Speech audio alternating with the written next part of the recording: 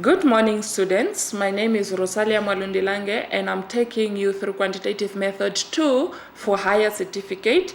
And my contact detail is as seen on the screen for if you have questions on your assignment or in the exams. This presentation is based on your May examination. Okay, let's start. We are starting with the definitions of terms. In statistics, we know quantitative method is statistics. Then you need to know how to define the following terms. What is statistics? Statistics is a science that we use for collecting, and then when you collect the data, you have to organize the data. After organizing, you summarize. After summarizing, you present, and then you analyze the data for you to make effective decisions. What is a population? A population is the total elements of individual items or objects that shares a common characteristics. What is a sample? A sample is a portion of the population. If you have a population of, let's say, grade 1 students, and then let's say there are 100, and then you only take out 25, that 25 is a portion of the whole population, and that becomes your sample.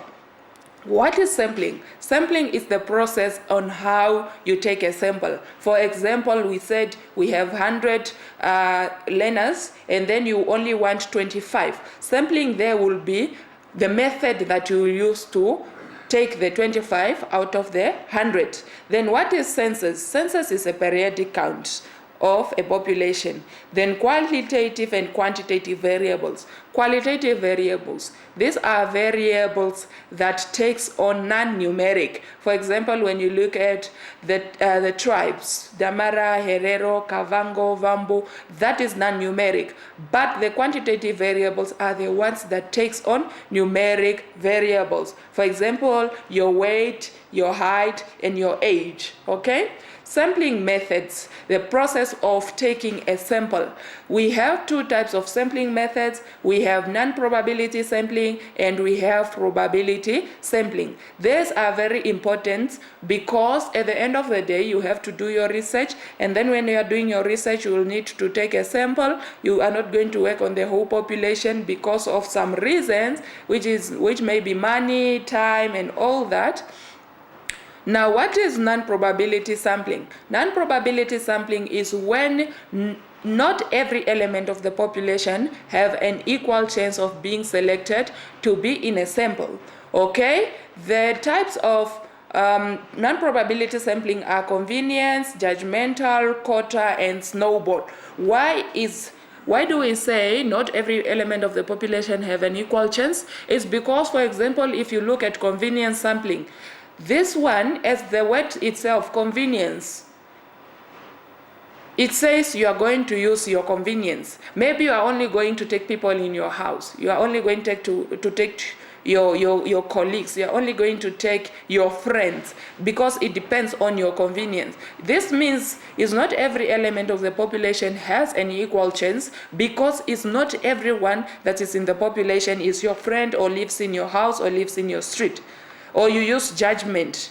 That is not a good way of taking a sample because it's not fair to every element in the population. Then probability sampling, this is when every element of the population have an equal chance to be selected to be in a sample. And this is the probability sampling method that is more widely used and is the one that is fair. We have the types, which is simple random sampling, systematic random sampling, stratified, and cluster. For example, simple random sampling. This is when you stand. Let's say, for example, you want to take 50 people that needs to be in your study, and then you are at the University of International University of Management. Now, simple random sampling will be, for example, you stand at the gate and then you say every fifth person that will enter this gate will be in my study, will be part of my sample. That is fair for every person because people don't know that they are coming to fall into the fifth or not, okay? we look at the measure of central tendency and dispersion. Okay, for example, you are given 7 marks of students, and this is an ungrouped data because the data is not arranged. Then you are asked to calculate the mean, median, mode, and variance and standard deviation. The mean is just the summation of everything divided by 2. The median is the number in the middle of an arranged data set. The mode is the value that appears the most. And then the standard deviation, you have to follow 3 easy steps. The first one is for you to find the mean. And then when you find the mean, in step 2, you have to subtract the mean from each and every score that you are given. After that, you have to square them. After squaring them, you have to sum them up. And then you divide the sum by n minus 1. And then when you put whatever answer you got in the square root, then it becomes your standard deviation. It is very, very simple. Okay? Then example 2, it says you are given the following. How many are these? They are 2, 4, 6, 8, 9. And then you are asked to calculate the range. For you to calculate the range, you have to take the highest value minus the lowest value. Our highest value there is what? If you look on the screen, it's 19, and the lowest value there is 10. So the range is 9. It's just 19 minus 10, which is equals to 9. And then the quartiles, quartile 1, quartile 2, quartile 3. First of all, when you're looking for quartiles, find the positions of the quartiles. For quartile 1, we say n plus 1 divided by 4. Our n is 9, we add 1, we divide by 4, that is 10 divided by 4. And 10 divided by 4 is what? 10 divided by 4 will give us 2.5. That is quartile 1. For quartile 2, we say 2 n plus 1 divided by 4. And that will be equals to 2 multiplied by 10 divided by 4. That is 20 divided by 4. 20 divided by 4, it gives us 5. Quartile 3, we say 3 n plus 1 divided by 4. That will be 30 multiplied by 10 divided by 4. 30, okay, this 30 is 3 multiplied by 10. 30 divided by 4 will give us what? 7.5. Now it means our quartile values are on these positions, 2.5, 5th, and then on the 7.5 in the arranged data set. So what you do next, you have to arrange your data set. The smallest is 10. 10 is appearing how many times? 2 times. Then we have 11. Then we have 12. We have 14. No, 15 is there. 16 is there. 17 is there. 18 and then 19. We just arranged our data set into ascending order from the smallest to the biggest. 1, 2, 3, 4, 5, 6, 7, 8, 9. There are 9. Okay? Then it says for our quartile 1, it's a 2.5. 1, 2, 2.5 is there. Okay? So our quartile 1 value will be 10 plus 11 divided by 2. And that is equals to what? 21. It's 10.5. Then quartile 2. It says it's on the 5th position. We count 1, 2, 3, 4, 5 is 15. And then quartile 3 is at 7.5. 1, 2, 3, 4, 5, 6, 7. 7.5 is there. So it's 17 plus 18 divided by 2. And that is equals to what? 17 plus 18 is 17.5. 17.5. So then our IQR will be equals to Q3 minus Q1. Q3 is what? Q3 is 17.5 minus Q1 is 10.5. Then 17.5 minus 10.5 minus 10.5 will give us what? Will give us 7. Okay, as easy as that. Then we come to cost and revenue. This also carries a lot of marks in your assignments or in the exams. The story is about a chicken farmer that produces chicken at the production cost of that, then you are given a function, and the revenue function is also given, where X is the number of chickens, and the question is for you to find the break-even level of monthly output. Now, what do you do there? For break-even, this is when the P of X, the production cost, is equals to the revenue function. Okay, you just equate them. We equate them like that, and then that means is 80x plus 120, which is equals to 200x. Then you collect like terms, isn't it? Then you have 120 is equals to 200x, okay, minus, because it goes on the other side, then it will give us 120x. Okay, then you want to get rid of that, you divide by 120, you divide by 120, x is equals to 1. Okay, for you to break even, the output has to be 1. Okay, and then the other one is, how many chickens should she sell to make a profit of 10,000 per month? Okay, now we know that profit will be equals to what? Profit will be equals to the revenue minus the cost of production, isn't it? Okay, the revenue is 200x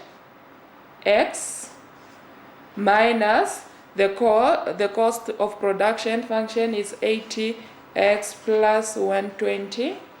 Okay, now we have to open up this bracket. It will be 200x minus 80x minus 120. This negative and the positive will turn into a negative. Then we have to remember the profit we are told is 10,000. So you should put it on that side. 10,000 should be on that side.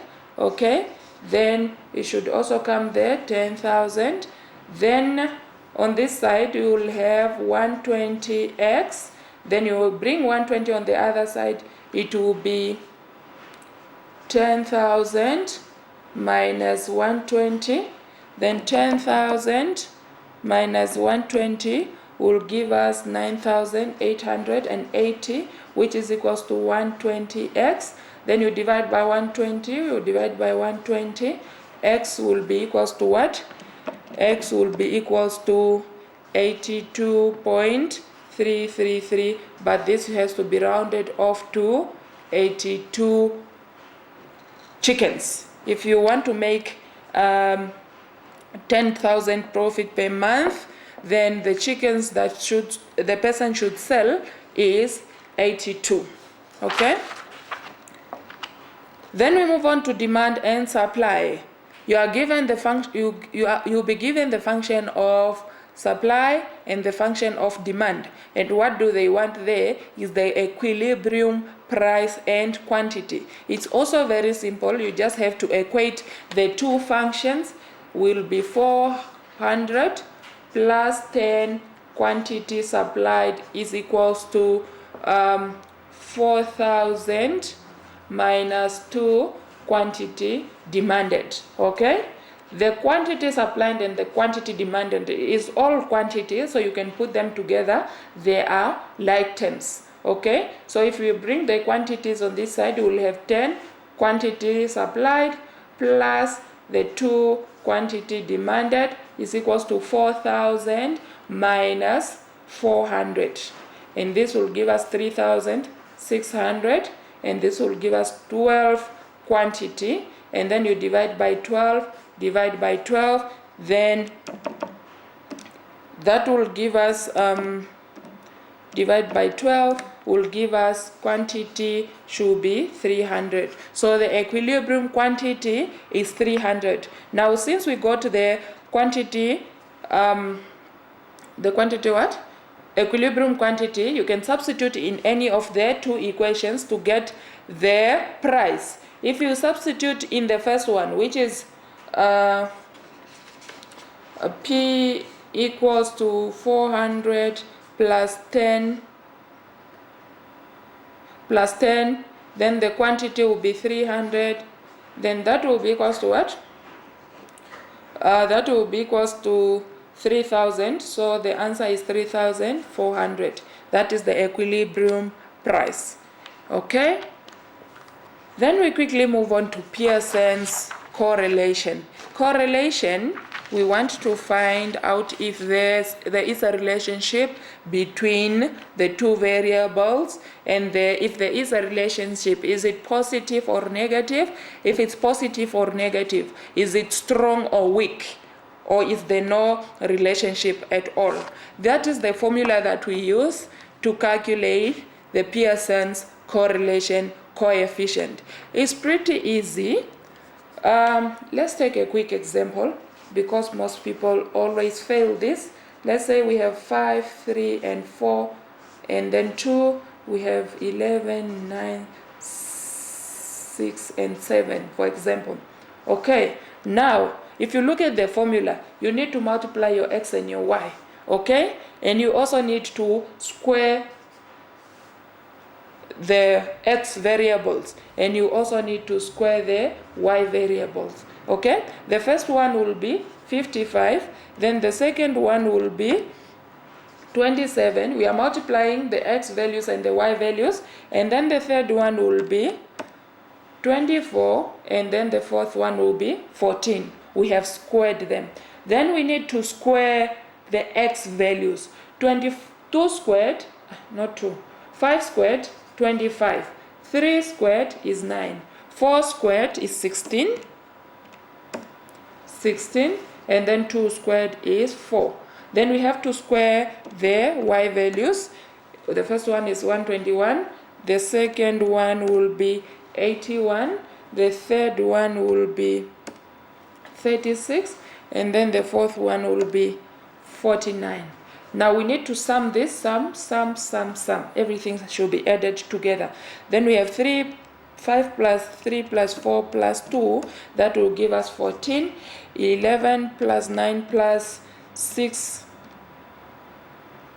plus 9 plus 6 plus 4, not 4 but 7, will give us 33. Then 55 plus 27 plus 24 plus 14 will give us 120, and then 25 plus 9 plus 20, 16 plus 4 is 20, will give us 54. Then 121 plus 81 plus 36 plus 49 will give us 287. Okay, I hope you can see everything here. Now that we got all these values, we just need to substitute in the formula. The first one is n. N is how many values are in each column. 1, 2, 3, 4. That is 4. The summation of xy is 120. Okay? Then minus the sum of x is 14. The sum of y is 33. And this is divided by, there's a square root, and the n is 4. Sum of x to the power of 2 is 54. You can see that that one is not the same as the other one that is coming. That one is just the sum of x, and then you square it.